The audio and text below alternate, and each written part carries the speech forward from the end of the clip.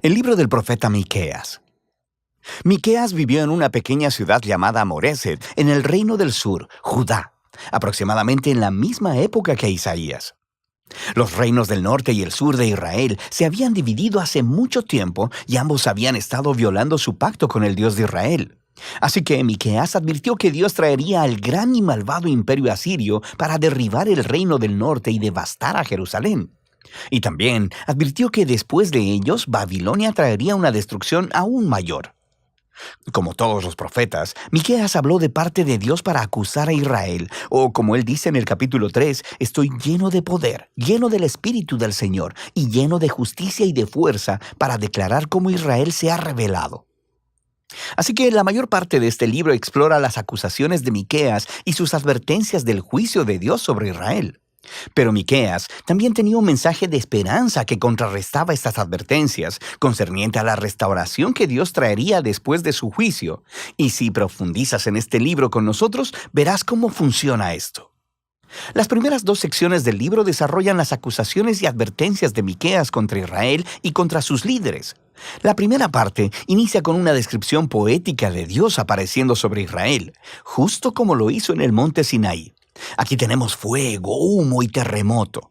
Pero esta vez Él no ha venido a hacer un pacto.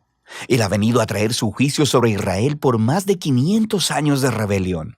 Miqueas continúa nombrando todas estas ciudades y pueblos de Israel que son culpables de toda esta rebelión. Dios viene por ellos, pero ¿por qué exactamente? Así que Miqueas inicia un pleito con los líderes de Israel. Él dice que ellos se han vuelto ricos a través del robo y la codicia.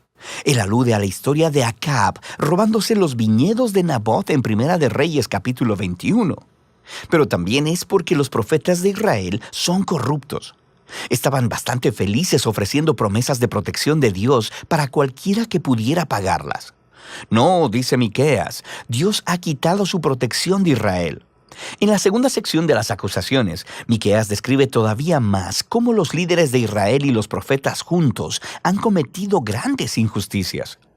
Gobiernan la tierra a través del soborno y tuercen la justicia para favorecer a los ricos. Y los pobres son privados de sus tierras, su seguridad y su esperanza. Y todo esto es una violación de las leyes de la Torá, la cual declaraba ilegal vender la tierra que le pertenecía a las familias, incluso si eran pobres.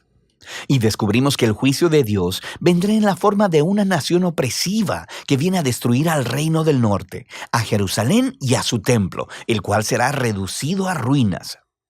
Ahora bien, estas son advertencias muy duras y no son la última palabra. Cada una de estas advertencias concluye con una impactante promesa de esperanza. Primero tenemos un poema de cómo Dios es como un pastor que rescatará y reunirá a su rebaño, que es el remanente de su pueblo. Y Él los traerá todos de vuelta a los buenos pastos y será su rey una vez más.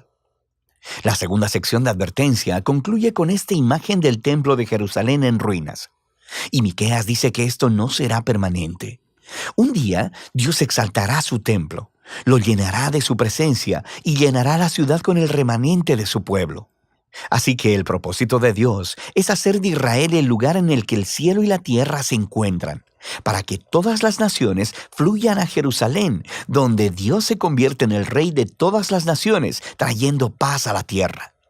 Estos dos poemas finales de esperanza son muy poderosos.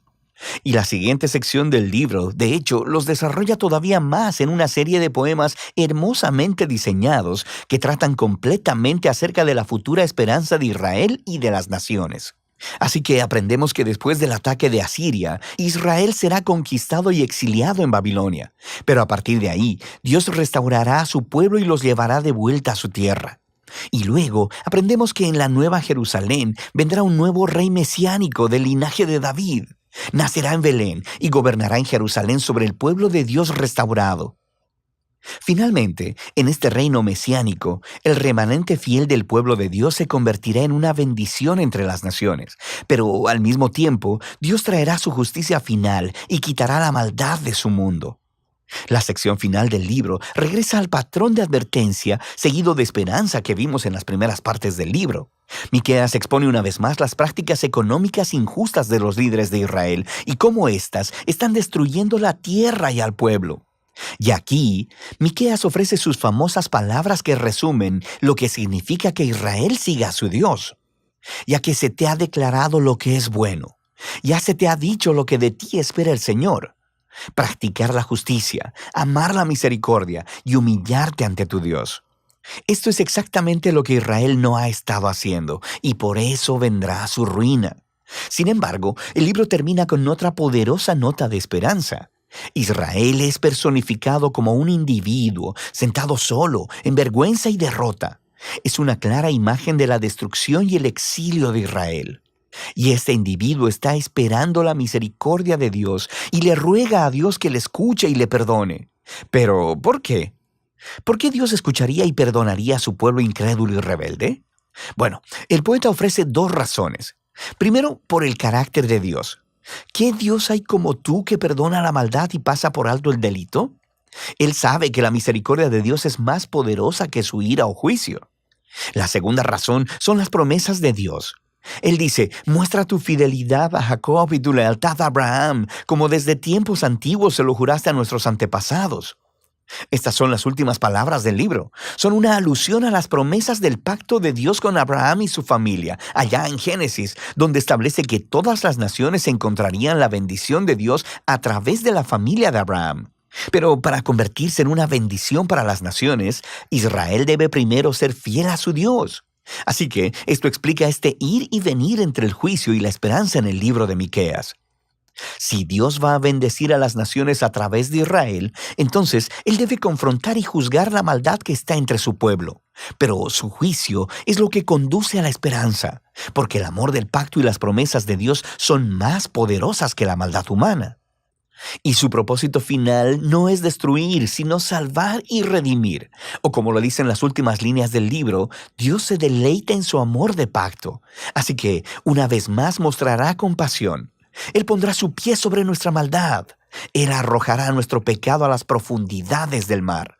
Y de eso se trata el libro de Miqueas.